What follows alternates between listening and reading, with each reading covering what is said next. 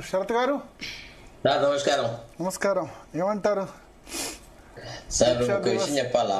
Yeah ఇవాళ కృతజ్ఞత లేకుండా లేకపోతే ఇతరత్రంగా వ్యవహారాలు చేస్తున్న వాళ్ళు, రాజకీయ అవసరాల కోసమని ఇంకో రకంగా మాట్లాడే వాళ్ళు కేసీఆర్ గురించి ఎంత నీచంగా మాట్లాడినా, వాళ్ళ ఆలోచన సరళి ఏ రకంగా మెటమార్ఫస్ అయినా, తర్వాత ప్రస్తుత రాజకీయాలలో ఇమడడానికని కేసీఆర్ మీద మన్ను పోసినా, అవన్నీ ఒక పక్క. ఆనాడు ఎంతో కొంత చురుకైన వ్యక్తిగా కేసీఆర్ ను జయశంకర్ గారు గుర్తించారు. అంటే విషయం ఏంటంటే, యాక్చువల్లీ ప్రొఫెసర్ జయశంకర్ సార్ వచ్చేసేసి మా దగ్గర central institute of English and foreign language కి వారు రిజిస్ట్రార్ గా పనిచేశారు. I was the standing council for that particular university. మాకు చాలా సన్నిహితమైన సంబంధం ఉండేది. నన్ను అరే తొరే అని కూడా సారు అనేవాడు అనమాట. అంటే జనరల్ గా, అంటే మీకు విషయం చెప్పాలా, మేము రాడికల్స్ లో విద్యార్థి దశలో ఉండడం వల్ల, తర్వాత మా ప్రాంతాల్లో ఈ దొరల దౌర్జన్యాలు, వీళ్ళ వ్యతిరేక్తమైన కార్యక్రమాలు ఇటువంటివి జరగడం వల్ల సహజంగా కొంత ప్రెజుడిస్ ఉండేది మాకు. ఈ దొరల చేతిలో పాలన, దొరల చేతికి మళ్ళా అధికారం, మళ్ళా కథా కార్ఖానా అంటే కొద్దిగా అసహనము, తర్వాత కొంత అనుమానము అనేది మాత్రం మొదటి నుంచి ఉన్న మాట వాస్తవము. అయితే ఆనాడున్న పరిస్థితులలో కేసీఆర్ కొన్ని చక్కని ఆలోచనలే చేసినారు. తర్వాత ఆయన చుట్టుపక్కల ఉన్నవాళ్ళు మెయిన్ గా అందరూ ఉద్యమం కోసమని సర్వస్వం త్యాగం చెయ్యాలా అన్నంత ఆలోచనలో ఉన్నవాడు. వీళ్లతో పోలిస్తే కేసీఆర్ కొంత, అంటే చాలు అంటారు ఉర్దూలో, చాలు ఆద్మీ అంటారు అనమాట. అంటే అన్ని విషయాలను సరిగా బేరీజు వేసుకొని తన వ్యక్తిగతమైన ఫ్రీడమ్ గురించి వరి అవుతూ, తనకి ఏ రకమైన లాభం జరుగుతుంది, నష్టం జరుగుతుందనే బేసిస్ మీదనే ఆయన వ్యవహారాలు చేసేవాడు. అయితే మీరు అన్నట్టుగా, అంటే మీరు ఎంతైతే ఉదార స్వభావంగా పదజాలం వాడేస్తున్నారా, జాతిపిత అది ఇది అని, ఆనాడు అంటే ఉద్యమం స్టార్ట్ అయిన రోజులలో ఏదైతే బీసీ, ఎస్సీ, ఎస్టీలు ముఖ్యంగా వాళ్ళు they formed the bulk of the ఉద్యమం అనమాట. మేము ఉద్యమంలో అప్పుడు తిరుగుతున్న రోజులలో ఎక్కువగా దళిత సామాజిక వర్గం వాళ్ళు చాలా చాలా అసలు యాక్చువల్లీ కేసీఆర్ కి ఎంత పిరికి ఉందో వాళ్ళకి అంత ధైర్యం ఉంది. వాళ్ళ కాంట్రిబ్యూషన్ టువర్డ్స్ ఇట్లా ఒక బుల్లెట్ లాగా దూసుకొని పోయేటువంటి నాయకత్వాన్ని తీసుకొచ్చిన వాళ్ళందరూ కూడా తర్వాత రకరకాల ఫీల్డ్లలో అనుభవం గలవాళ్ళు. ముఖ్య ఇప్పుడు విజయరామారావు గారు ఉన్నారు ఫర్ ఎగ్జాంపుల్. గతంలోనే ఆయన ఎంపీ, రకరకాల అనుభవాలు ఉన్న వ్యక్తి. చంద్రబాబు నాయుడుతో, ఎన్టీ రామారావుతో, ఇట్లా అందరి యొక్క అనుభవ సారము జమయి తెలంగాణ సాధనలో, ఆ ఉద్యమంలో దానికి కొంత ఊపిరి అంటూ.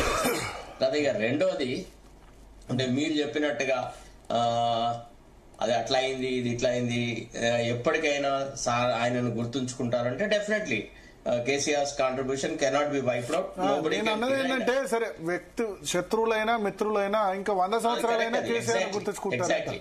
అయితే యాక్చువల్ ఏంటంటే, ఒకవేళ కుటుంబ రాజకీయాలను, స్వార్థ రాజకీయాలను కనుక కేసీఆర్ తీసుకురాకపోతే మీరు అన్నట్టుగా ఇంకా ఇంకా గొప్పగా కేసీఆర్ పేరు ప్రఖ్యాతులు ఉండేవి. కానీ నేను ఇప్పుడు నలుగురు ఎగ్జాంపుల్, తెలుగు నేల మీద నలుగురిని చాలా మంది గుర్తుంచుకుంటారన్న. ఆ నలుగురు కుటుంబ రాజకీయాలు తెచ్చారు. ఎన్టీఆర్, వినండి దయచేసి ఒక్క నిమిషం, వైఎస్ఆర్, భరత్ గారు, చంద్రబాబు, అంటే ఎందరు రాజకీయాలలో కుటుంబ రాజకీయాలు, ఇందిరాగాంధీ, నెహ్రూ, అందరు కుటుంబ రాజకీయాలు తెచ్చిన వాళ్ళు ఆయన గుర్తుంచుకుంటారు. అగ్రీడ్ ఈవెన్ పండిట్ జవహర్లాల్ నెహ్రూ అంతే.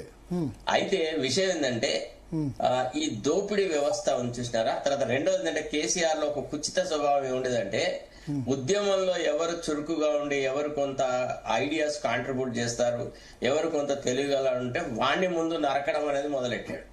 అట్లా ఈ విషయాలు చాలా మంది, ఇప్పుడు ఫర్ ఎగ్జాంపుల్ ఒకళ్ళని నరికినప్పుడు ఆయన చుట్టుపక్కల ఉన్న వాళ్ళు ఆనందంగా పడ్డారు.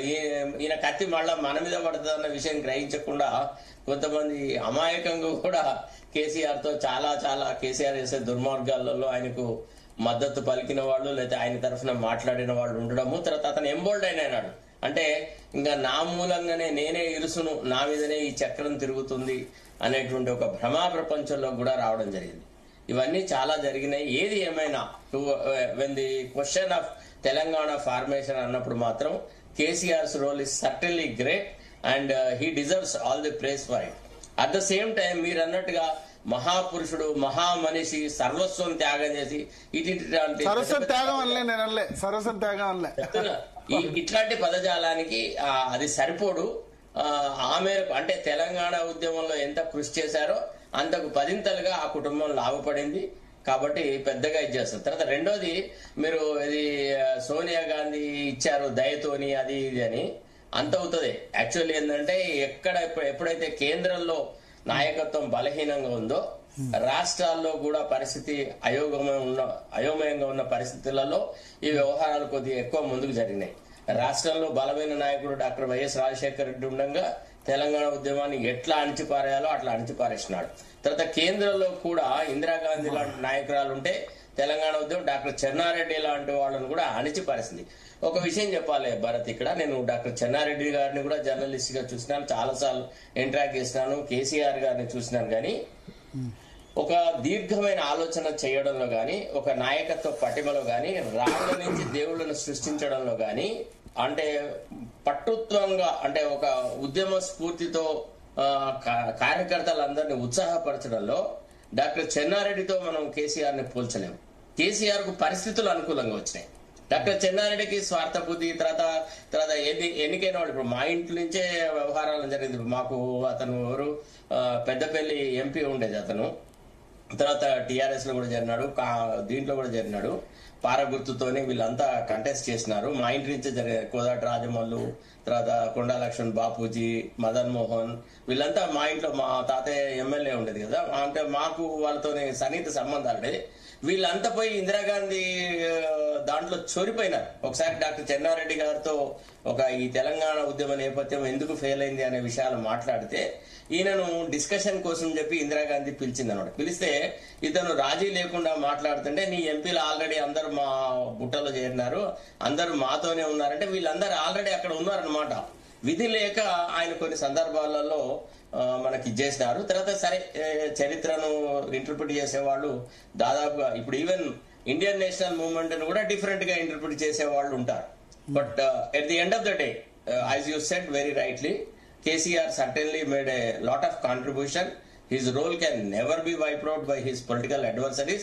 Despite all the differences, one has to appreciate that KCR certainly played a pivotal role in that particular thing. Vijayarama